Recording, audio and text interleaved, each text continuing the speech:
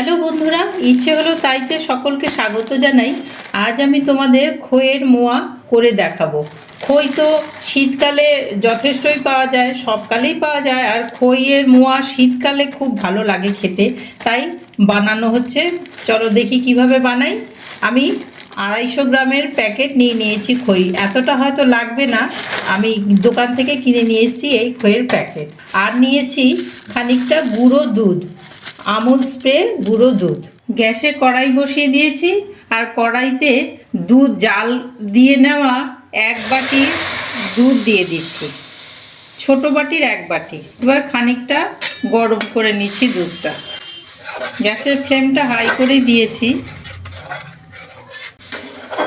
এবার এই দুধের মধ্যে 1 বাটির মতন গুঁড়ো দুধ দিয়ে দিচ্ছি। যেই বাটির মেপে দুধ নিলাম সেই বাটিরই 1 বাটি গুঁড়ো দুধ নিয়ে নিয়েছি। আর একটু লাগবে। এবার এটাকে বেশ করে নাড়িয়ে নাড়িয়ে এই দুধ পুরো একদম ক্ষীরের মতন করে নিতে হবে। এটাকে মাওয়া বলে, এটা মাওয়া তৈরি করছি আমি। এটা দোকান থেকে কিনে নিয়ে আসা যায়, আমি বাড়িতে তৈরি করছি। যার সময় নেই হাতে, দোকান থেকে কিনে নিয়ে আসবেন। মিষ্টির দোকানে মাওয়া বা খোয়া ক্ষীর কিনতে পাওয়া যায়। এটা নাড়িয়ে নাড়িয়ে একদম শুকিয়ে নিতে হবে, একটা ডোয়ের আকার করতে হবে। নিচে যাতে ধরে না যায় সেদিকে খেয়াল রাখতে হবে। এবার এটা ডোয়ের মতন হয়ে গেছে, দুধ পুরো শুকিয়ে গেছে, মাওয়া রেডি হয়ে গেছে। এবার এতে আমি 1 চামচ মতন ঘি দিয়ে দিচ্ছি। দিয়ে এটা ভালো করে মিশিয়ে আর একটা পাত্রে নামিয়ে নিচ্ছি। ঠান্ডা হতে দিতে হবে।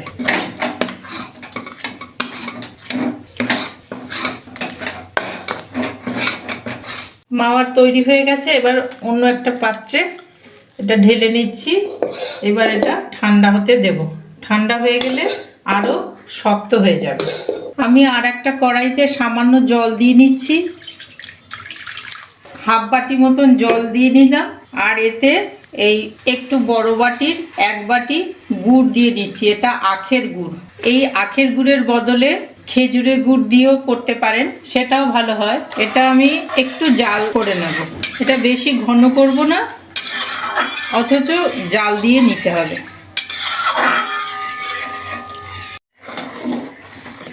গুড়টা জাল হয়ে গেছে। এবার একটু হাতে নিয়ে দেখব, হ্যাঁ একটু সামান্য চিটচিটে মতন হয়েছে। এবার এটা একটু ছেঁকে নেব, কেননা গুড়ে ময়লা থাকে, তো একটু ছেঁকে নেব। বড় একটা ছাঁকনিতে একটু আমি একটা কাপড়ের টুকরো নিয়ে নিয়েছি, পরিষ্কার একটা কাপড়ের টুকরো। তাতে গুড় জলটা ঢেলে ছেঁকে নিচ্ছি। কড়াই বসিয়ে দিয়েছি গ্যাসে। এতে 3-4 চামচ মতন চিনি দিয়ে দিচ্ছি। এই বড় চামচে 3-4 চামচ চিনি দিয়ে দিলাম। আর যেই গুড়টা ছেঁকে নিয়েছি তার অর্ধেকটা দিয়ে দিচ্ছি, আর অর্ধেকটা রেখে দিচ্ছি, পরে কাজে লাগবে এটা। এবার এটা ভালো করে ফুটিয়ে নেব। এটা একতার জাল যখন হবে তখন নামাতে হবে, অনেকক্ষণ জাল দিয়ে নিতে হবে। এইভাবে গুড়টা দেখি হয়েছে কিনা, একটার মতন হলে নামাতে হবে। ভীষণই গরম, এই যে এইভাবে পড়ছে, এটা প্রমাণ করছে যে হয়ে গেছে। তবুও আমি হাত দিয়ে নিয়ে একবার এই যে এরকম হচ্ছে, এটা হয়ে গেছে, গুড়টা রেডি। যেহেতু হাতের থেকে এরকম তারের মতন হচ্ছে।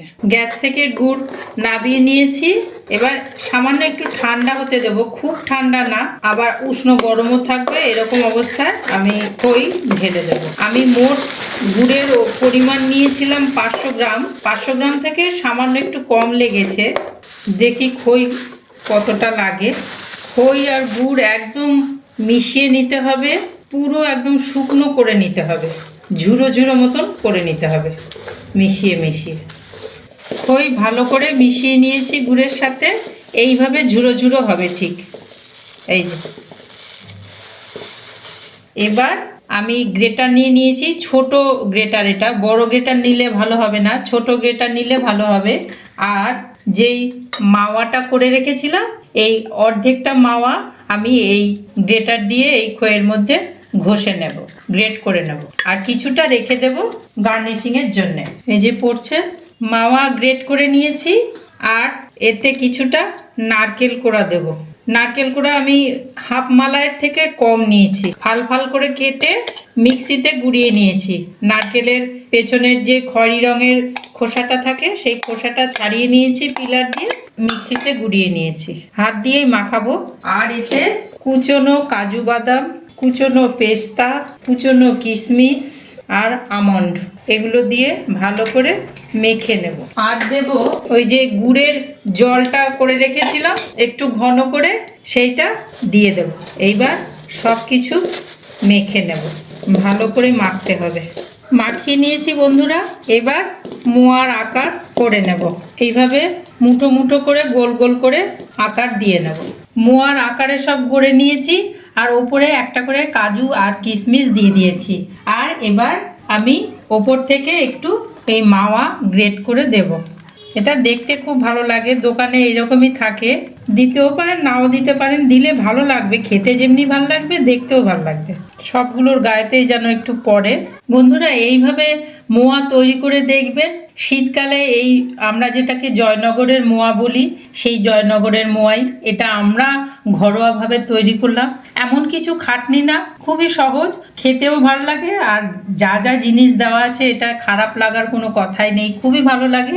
আর আমার এই পরিমাণ, এটার এক থালা হয়েছে প্রায় 12টা মতন, আর এখানেও ছোট থালার এক থালা হয়েছে। ফ্রিজেও রেখে দিতে পারেন বা বাইরে রাখলেও কোনো ক্ষতি নেই।